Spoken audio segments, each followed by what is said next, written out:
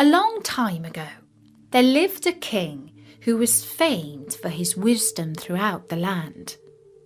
Nothing was hidden from him, and it seemed as if the news of the most secret things was brought to him through the air. But he had a strange custom. Every day after dinner, when the table was cleared and no one else was present, a trusty servant had to bring him one more dish. It was covered, however, and even the servant did not know what was in it. Neither did anyone know, for the king never took off the cover to eat of it until he was quite alone. This had gone on for a long time, when one day the servant who took away the dish was overcome with such curiosity that he could not help carrying the dish into his own room. When he had carefully locked the door, he lifted up the cover and saw a white snake lying on the dish. But when he saw it, he could not deny himself the pleasure of tasting it, so he cut off a little bit and put it into his mouth. No sooner had it touched his tongue than he heard a strange whispering of little voices outside his window. He went and listened, and then noticed it was the sparrows who were chatting together and telling one another all kinds of things which they had seen in the fields and woods. Eating the snake had given him the power of understanding the language of animals.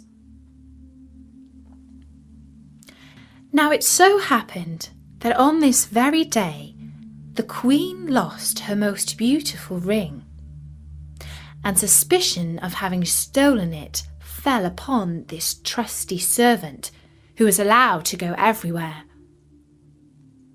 The king ordered the man to be brought before him, and threatened him with angry words that unless he could before the morrow point out the thief, he himself should be looked upon as guilty and executed.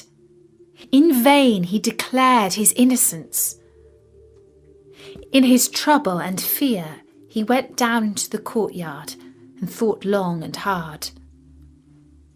Now some ducks were sitting together quietly by a brook and taking their rest, and whilst they were making their feathers smooth with their bills, they were having a confidential conversation together.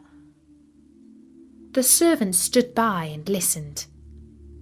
They were telling one another of all the places where they had been waddling about all the morning, and of what good food they had found.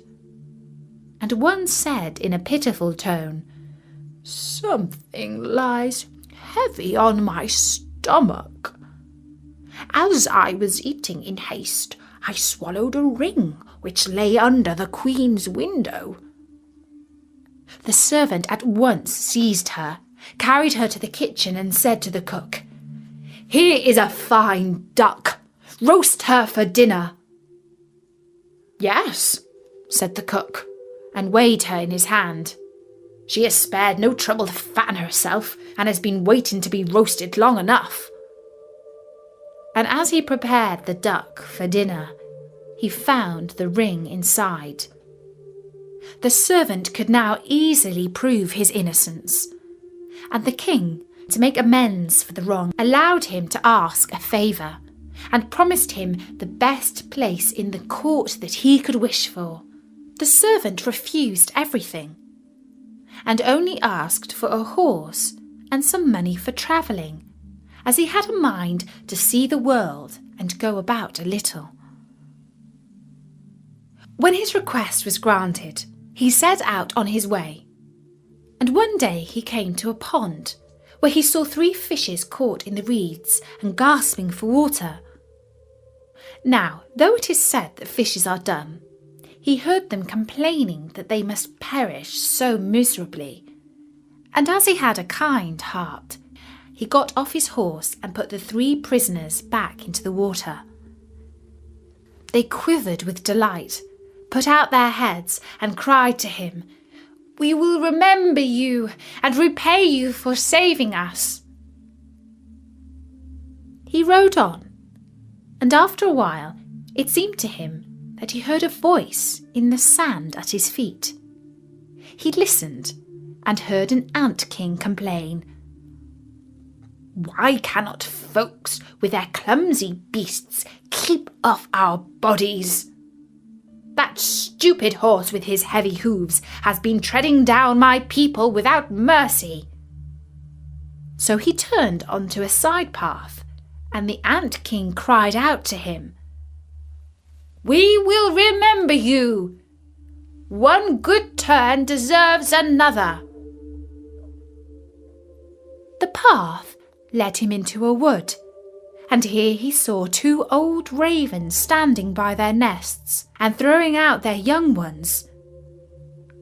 "Out with you, you idle, good-for-nothing creatures!" cried they.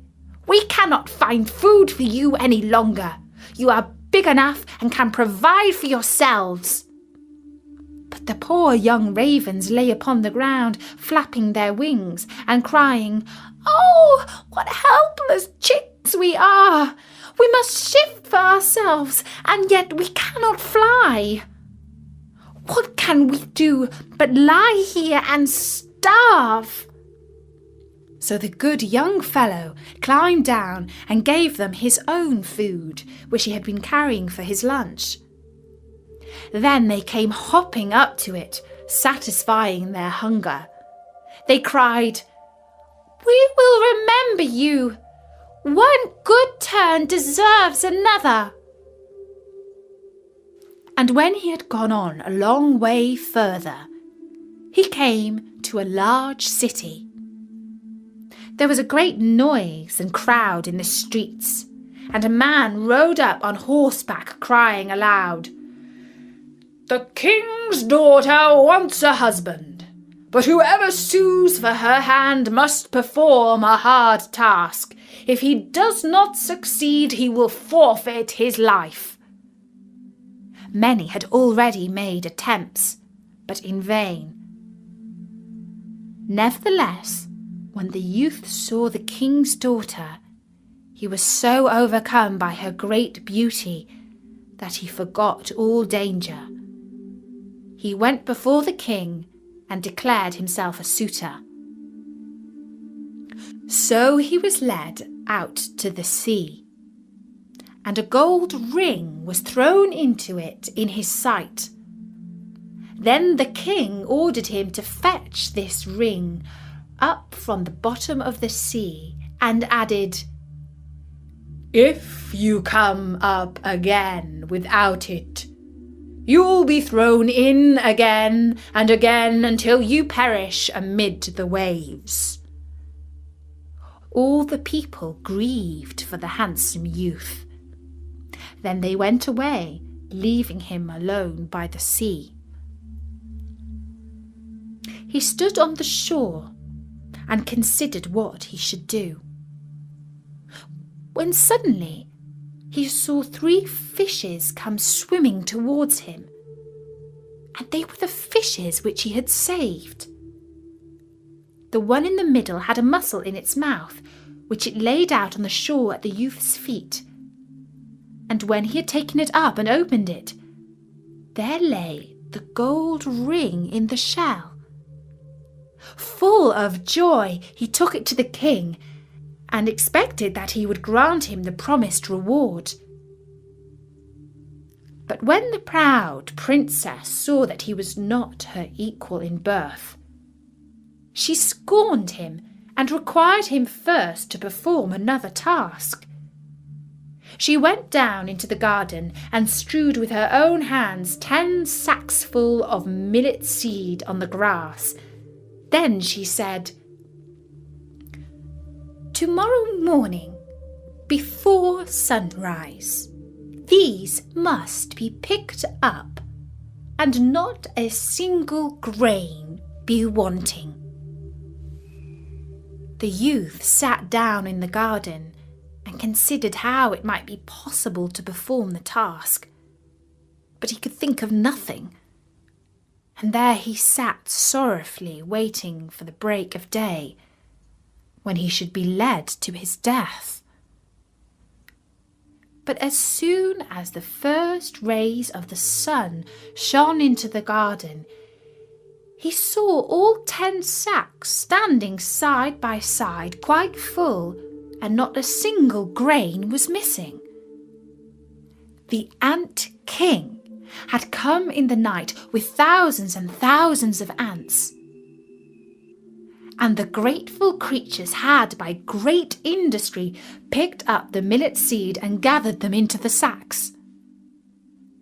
Presently the king's daughter herself came down into the garden, and was amazed to see that the young man had done the task she had given him.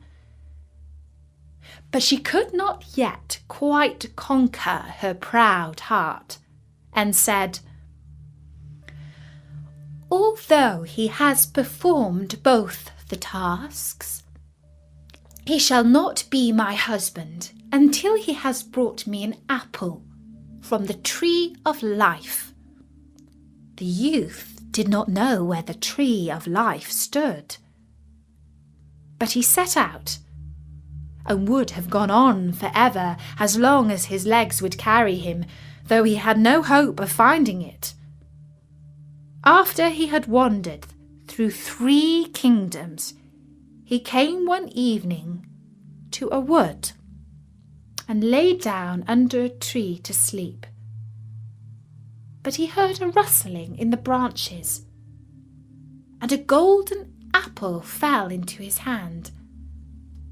At the same time 3 ravens flew down to him, perched themselves upon his knee, and said, "We are the 3 young ravens whom you saved from starving. When we had grown big and heard that you were seeking the golden apple, we flew over the sea to the end of the world where the tree of life stands, and have brought you the apple." The youth, full of joy, set out homewards, and took the golden apple to the king's beautiful daughter, who had no more excuses left to make. They cut the apple of life in 2 and ate it together, and then her heart became full of love for him, and they lived in undisturbed happiness to a great age. And that's